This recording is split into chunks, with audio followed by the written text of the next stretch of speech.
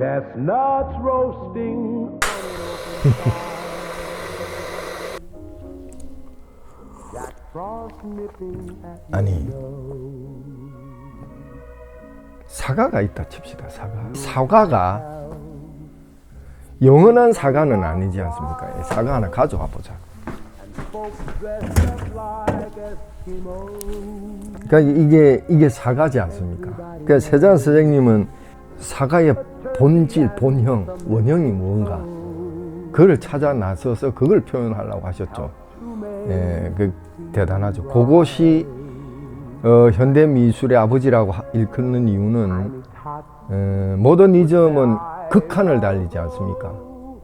미술 사조적으로 결국 화면에는 몬드리안처럼 선과 면만 남는 그런 그림도 나오기 시작하고 절대 원형을 찾아 나서는 건데 저는 이 사과의 원형이라는 게 과연 있을까?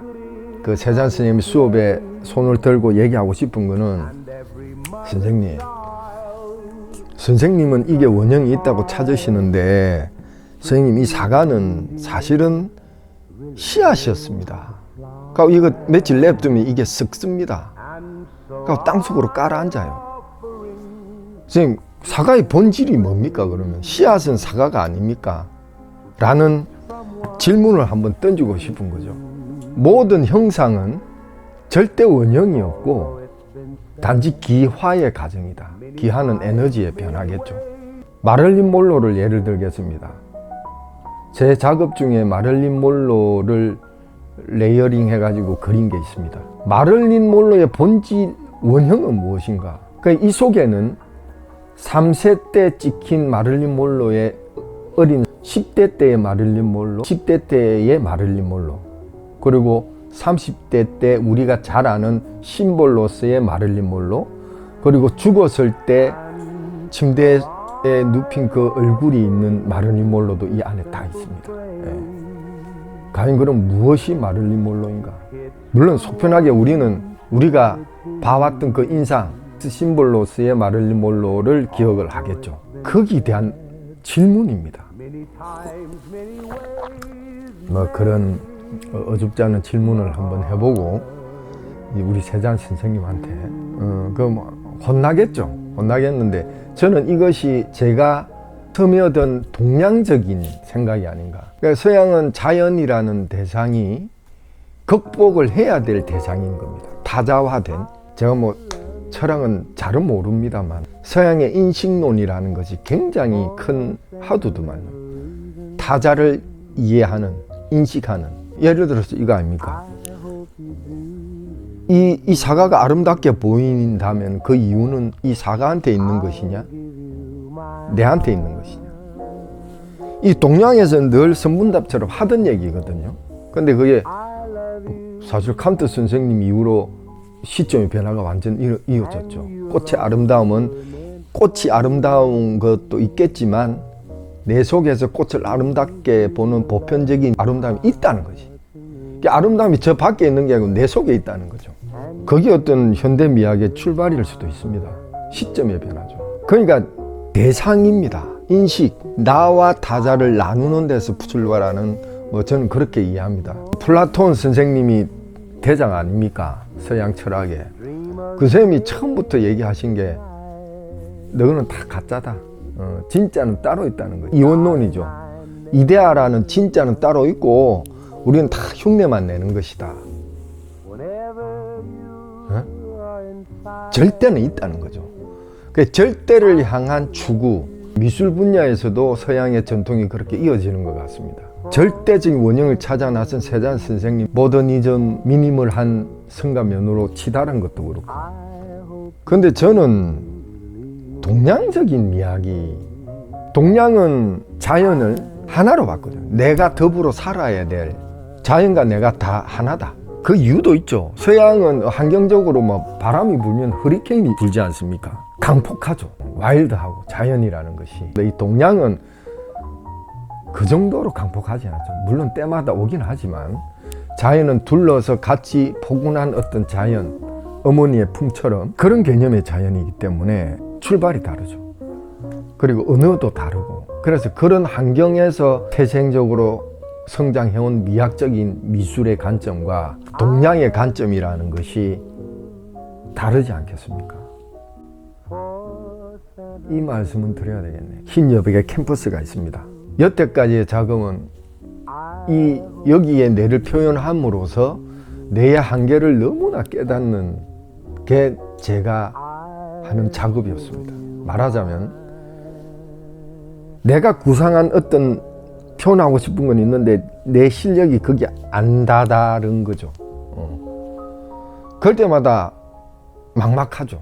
막막한데 어느 순간 자연이다. 한계점을 이 자연으로 한번 의탁을 한 거죠. 말하자면 물감을 제가 조제를 해서 이렇게 뿌려놓고 바람을 씌우고 하면은 물감은 물감 스스로 바람이라는 물리적인 작용에 의해서 영향을 받게 되고, 그러면서 펼쳐지는 풍경들이 자연 같아요. 자연. 용암이 흘러내리는 그런 것처럼.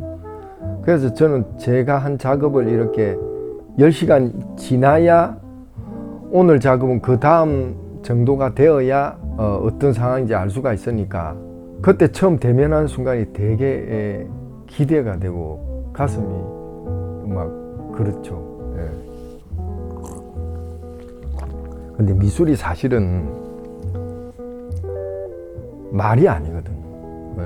지금 저는 미술을 말로 얘기하잖아요. 그림이라는 것은 일단 보고 그냥 느끼는 거지. 적자적이죠. 그림은 말이라는 게 얼마나 추상한지 제 말 뜻이 이해가 됩니까? 말하자면 우리는 말의 가치거든. 이게 사과 아닙니까? 사과.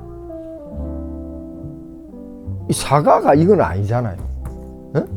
뭐 이게 뭐 시니피에 뭐 이런 말이 있죠. 그거를 차차하고로 제가 느낀 바로는 얘는 씨앗도 되고 꽃도 되고 그러면서 한 가정에 이 사과가 난 건데, 우리는 이걸 그냥 사과로 퉁치는 거죠. 장가지 치내고 각자의 경험도 치내고, 그러니까 모든 걸 생략해서 액기스를 빼가지고 단어에 탁 대입을 해버려야 됩니다. 그러면 그 많은 것들이 걸러지죠. 왜? 복잡하니까 사는 게.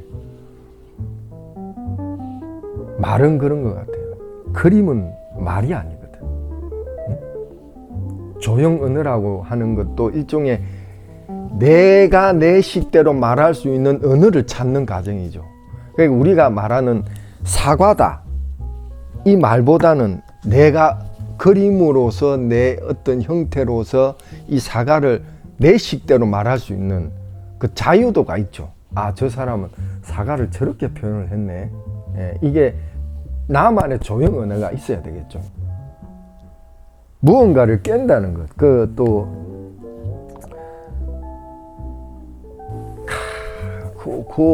내가 만든 무언가와 소통을 한다는 것. 내만의 언어가 사람들과 소통이 되는 그 기간이 많은 세월이 걸리겠죠.